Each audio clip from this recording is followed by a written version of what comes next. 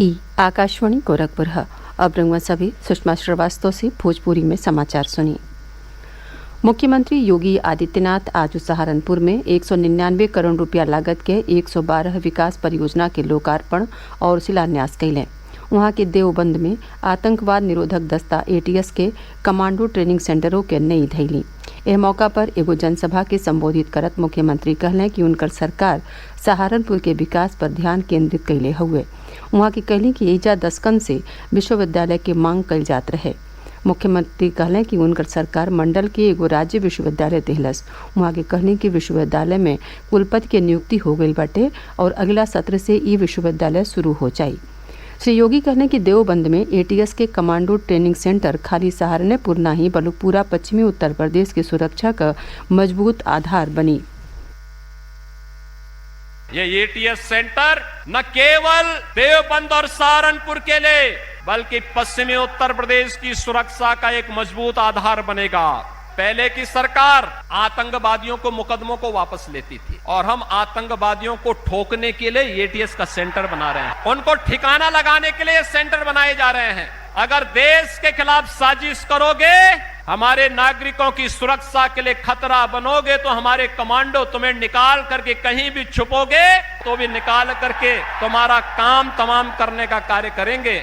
यहाँ पे हमारे 56 कमांडो हमेशा तैनात रहेंगे। कहीं भी आसपास के क्षेत्र में कोई हरकत हुई नहीं, हर समय वे तैयार रहेंगे और फिर उनका काम तमाम करने के लिए कुछ ही मिनटों में वे वहां पहुंचेंगे। प्रदेश सरकार स्कूलन के कोविड टीकाकरण बदे 15 से 18 बरिस के उम्र के लइकन के 2 दिन के छुट्टी देहले का निर्देश देले हुए। टीका लगवावे बदे लइकन के टीकाकरण के दिन ने और अगला दिन ने छुट्टी मिली। लइकन के टीकाकरण अभियान के पहला दिन ने काली राज्य में करीब 1.5 लाख लइकन के टीकाकरण कइल गई। मुख्यमंत्री योगी आदित्यनाथ लइकन बदे निःशुल्क टीका उपलब्ध करावे खातिर केंद्र सरकार के आभार जतौलें। केंद्र सरकार अपने कर्मचारियों खातिर 31 जनवरी ले बायोमेट्रिक उपस्थिति रोक देले हुए। कार्मिक, लोक शिकायत और पेंशन राज्य मंत्री डॉक्टर जितेंद्र सिंह ट्वीट कई के कहलें कि कोविड संक्रमितन के बढ़त संख्या के देखी के ई फैसला लिहल गई हुए। कार्मिक और प्रशिक्षण विभाग प्रमुखन के ई सुनिश्चित करे के कहले हुए कि कर्मचारी हर समय मास्क पहिरें और कोविड नियम के पालन करें। अवर सचिव स्तर से नीचे के सरकारी कर्मचारियों के उपस्थिति वास्तविक संख्या के 50% ले सीमित कर दिहल गई हुए। 50% कर्मचारी घर ही से कार्य करी हैं। दिव्यांगन और गर्भवती महिला कर्मचारियों के कार्यालय इले से छूट दिहल गई हुए, बाकी रू घर ही से कार्य करी हैं।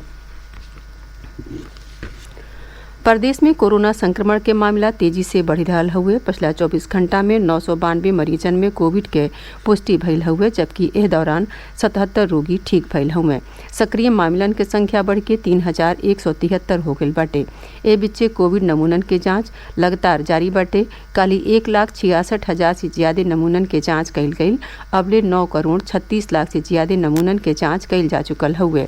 स्वास्थ्य विभाग का अपर मुख्य सचिव अमित मोहन प्रसाद बतौलें कि प्रदेश में काली कोरोना संक्रमण से एको मनई के मौती नहीं खे भइल। वहाँ के कहलें कि कोविड के मामला तेजी से बढ़ी रहल हुए, बाकी ज्यादातर मरीजन के इलाज घर ही में होत बाटे। वहाँ के कहलें कि अस्पताल में भर्ती होखे वाले मरीजन के संख्या बहुते कम बाटे। श्री प्रसाद कहलें कि राज्य में ओमिक्रॉन के मामलों बढ़ी रहल हुए, ऐसे में सबके महामारी से बचाव खातिर मास्क पहिरल, हाथ के साफ रखल और 2 गज के दूरी के पालन कइल जरूरी बाटे। केंद्रीय भारी उद्योग मंत्री और चंदौली से सांसद महेंद्र नाथ पांडे कोरोना संक्रमित हो गए हुए। एगो ट्वीट संदेशा में वहाँ के एकर जानकारी देहलें। श्री पांडे कहलें कि पिछला 2 दिन से वो अस्वस्थ महसूस करत रहे, जौने के बाद कोविड के जांच करौले पर उनके संक्रमण के पुष्टि भइल।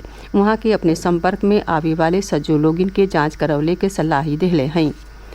प्रदेश में कोविड टीकाकरण तेज गति से चल रहा हुए। राज्य में काली 12 लाख से ज्यादा टीका लगावल गई।